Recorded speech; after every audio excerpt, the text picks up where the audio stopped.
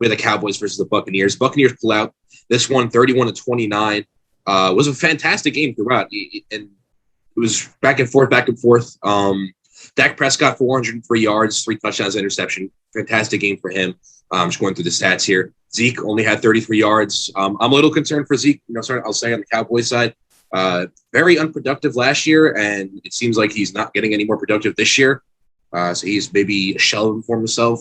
Who's to say? It's still early in the season, but that does concern me. Only 33 rushing yards.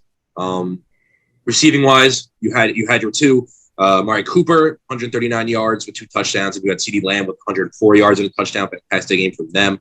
And then on defense, Buccaneers offensive line is pretty good. I don't think they registered a sack looking, but I know they had a couple interceptions on Brady. So going over to the Buccaneers side, Brady, 379 yards, 4 touchdowns, 2 interceptions. Leonard Fournette, 32 yards rushing, but I know Leonard Fournette also had a decent game receiving too, with 27 yards receiving. They had 5 receptions. Good PPR guy. With Raheem Mostert going down, which we'll get to a little bit later, he's on my bench, so that helps. I was excited to see Antonio Brown. I think he's like 3rd in receiving yards in the league after this game. 121 yards and a touchdown for him. Antonio Brown seems to be back. Great game for him. Godwin, 105 yards and a touchdown. Gronkowski, 2 touchdowns, which is more productive than he was throughout the entire regular season that he came back last year. Mike Evans, silent per, I would say, usual at this point. Mike Evans is really high and lows in terms of his performances. One of his lows, 24 yards receiving. Overall, I just want to say this: Buccaneers pull out the win. If you guys remember looking into this game, it was minute 30 left. You cannot give the Buccaneers the ball with a minute 30 left. You have to kill more clock because you have Brady, and Brady does what he does, drives down the field.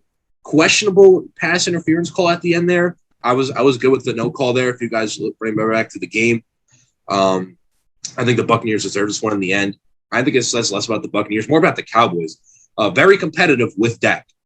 I don't want to say this as a Giants fan, but it seems like the Cowboys are going to win the NFC East with the performance they had against the Buccaneers. If they can continue to play like that, given Buccaneers one of the best teams in the league, and then you go against the NFC East, which is a mess to say the least. The Cowboys had a pretty good performance today. I would project them at this point to win the NFC East.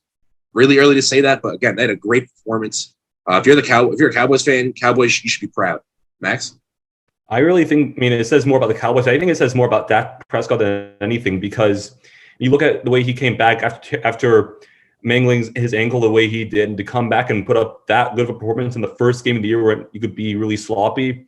Hats off to such a great performance. Yeah, he might have lost, but it's not like he had much help from Zeke Elliott, who I might have said earlier on the podcast, I didn't think he'd have a good game. And mainly because Zach Martin was out, he didn't have a good game. And he could be going downhill. We'll see what happens when Martin's back in the lineup. But yeah, I don't know about him. And again, talking about you can't give Brady these drives to end games. That's another example. Even when he's 44 years old, he's still going to kill you.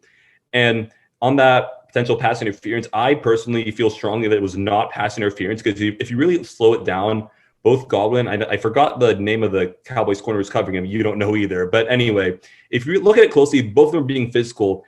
And this whole thing, people are saying Godwin extended. He really didn't, I don't think. I thought the corner kind of sold it a little bit. Anyway, I thought it was a good call to keep the flag in the pocket. And I mean, even then, there bad calls happen in games, and that would definitely not rank up there in terms of the worst. People are going to talk about it because that's what people do. But in any event, I thought the Bucs deserved to win that game, and I thought they'd blow them out. So hats off to the Cowboys, but I think the Bucs deserve to win this one. Yeah, and one concern that I didn't mention before, Sean Murphy-Bunting goes down with an injury. I'm not aware of how bad it is at this point. Yeah, I'm not aware of how bad it is. I'm not sure if there's any updates, but Sean Murphy-Bunting, if you guys remember, I think he's out for the year. I would say so. I don't want to call it if it's not that yet, but it looked pretty bad. It was bad. And the thing is, he's an upcoming corner, and if you remember in the playoffs last year, he was probably the best person in their entire secondary in the entire playoffs.